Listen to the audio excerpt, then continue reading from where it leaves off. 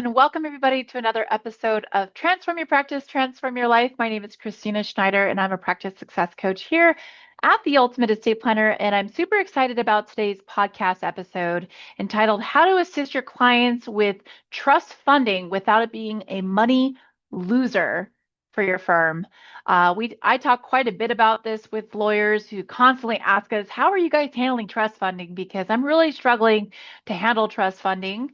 I certainly understand the best of intentions behind estate planning lawyers wanting to do what they can to assist clients with trust funding. Obviously, giving somebody a living trust estate plan that's been signed and executed, and none of the assets have been transferred into the name of the trust is like giving somebody a brand new car off the lot and it's got no gas. It's the best analogy that I have for you. But unfortunately, it's one of those situations where you simply are in a position where it's not feasible or even really practical to assist clients in the actual steps required to help them fund their trust and retitle those assets into the name of the trust. And I know attorney Phil Cavish, has talked many times about having, at one point in his law firm, a three-person deep department that helped clients with trust funding. And what he found was it was just too costly, too expensive, such a headache, created so much more confusion than necessary. And so he got rid of that altogether. So it doesn't mean we don't assist our clients with trust funding. So all that to say, I do have to shout out a disclaimer that we are based in our law firm practices and is based in California.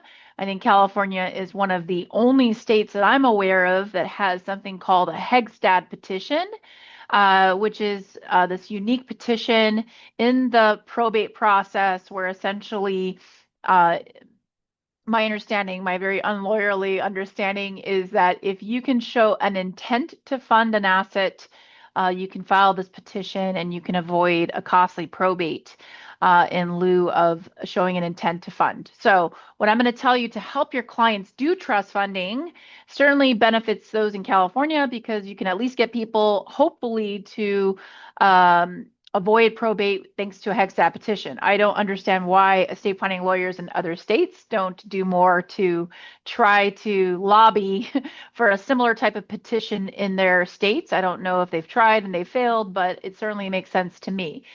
That being said, what our law firm does to assist clients with trust funding is this. First of all, as part of our initial estate plan, we always include one piece of real estate. This is something that came up at one of our recent 2-day ultimate level events. Someone came up to me and said, I'm noticing that I'm charging my clients for, the deed to their house, I'm charging them for a notary, I'm charging them for this, I'm charging them for that. And I said, well, I wonder if you're just better off making it all inclusive to include all those things and then charge whatever fee you want to charge. You could even increase the fee, right? Because you're adding value versus making people feel like they're getting nickel and dimes later on.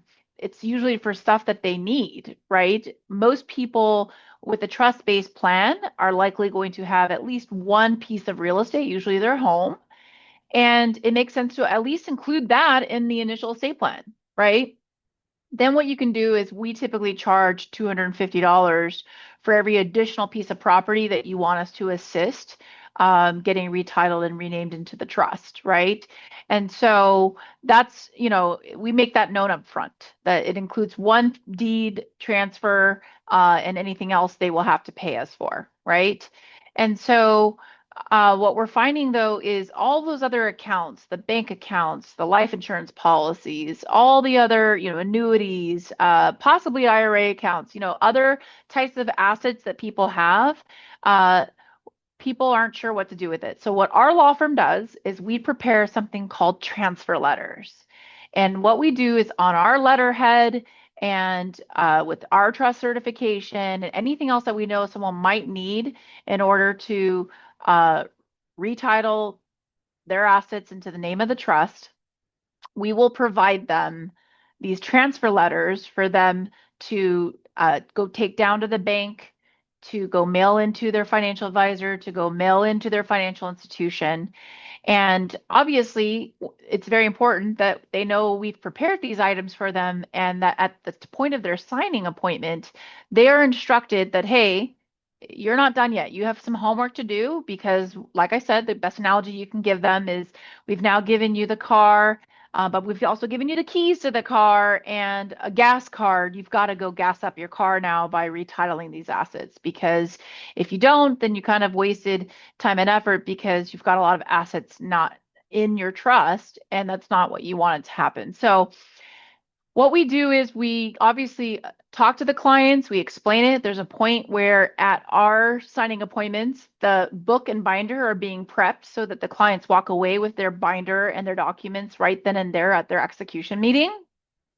And we have, 10, 15 minutes to have that conversation around funding their assets and showing them what letters that they have. There's actually a space in their estate planning binder where they can put, other paperwork or confirmation letters or notices that they might receive from their financial institutions that this has been done.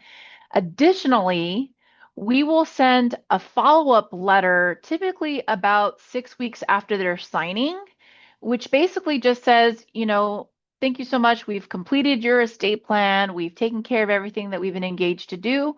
As a reminder, you were supposed to do this item. So it's another form of CYA for us, another touch point.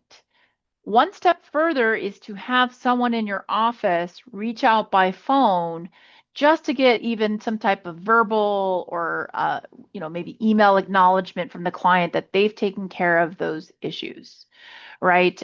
So clients can never say they didn't understand, they didn't know. It's done at the signing. They're given the letters. They're given instructions of what to do with those letters.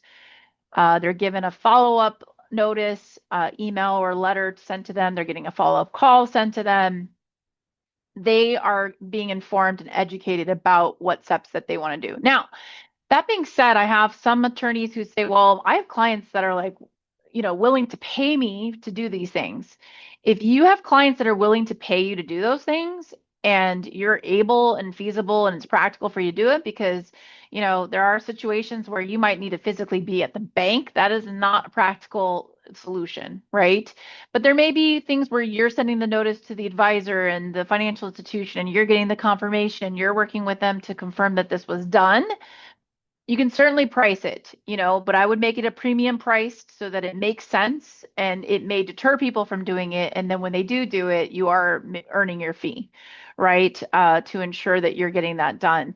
The other aspect of ensuring that we're properly helping our clients fund their trusts, it falls into a model that we've promoted for many, many years, which is our free service package model. This is the model around bringing clients back in for a free review every 3 years. And we tell them one of the reasons why we want to do this is because this is how we can also ensure that you've properly funded your trust at the point when you last left us, right? And it's oftentimes at that point we find sometimes some people don't do it. Sometimes people do it, but then now they've changed their assets, so they've acquired new assets. Or a common one, as you guys know, is sometimes clients refinance their home. Those banks and companies take the name of the trust, put it back in the name of the individual so they can refinance it. And then they don't care. They don't take the extra effort to retitle that asset back into the name of the trust. So now one of their most expensive, most valuable assets is now going to end up in probate court. Not a good result, right? And so these are the kinds of things that become the selling points to people why they should come back in every 3 years to ensure that they properly have an estate plan that works when the time comes. They avoid probate. They avoid unnecessary delays or expenses simply by ensuring that they properly titled and funded their trust. The other thing that we do that's really helpful is we provide people a laminated ID card, which provides them the name of their trust exactly as it's worded so that they can keep in their wallet. And wherever they go, whenever they're meeting with their advisor, they're at the bank, whenever they may need it, they have that so that they know exactly how things are supposed to be titled and things should be named. So we found all of those things to be helpful. I'm going to put some resources in the links below in the show notes. So we license these materials for people to take a look at and to use. So definitely feel free to acquire those for your practice if you would find them helpful. Thank you so much, as always, for tuning into today's episode. If you found today's episode helpful or useful, please share this episode with a colleague. This is how people are finding out about our podcast, and our podcast following is continuing to grow day by day. I release 2 episodes a week. Phil Cavish has the ultimate edge and releases episodes every Sunday. And so we appreciate you for taking the time to tune in, and I look forward to continuing to help you unlock your practice's potential. Goodbye, everybody.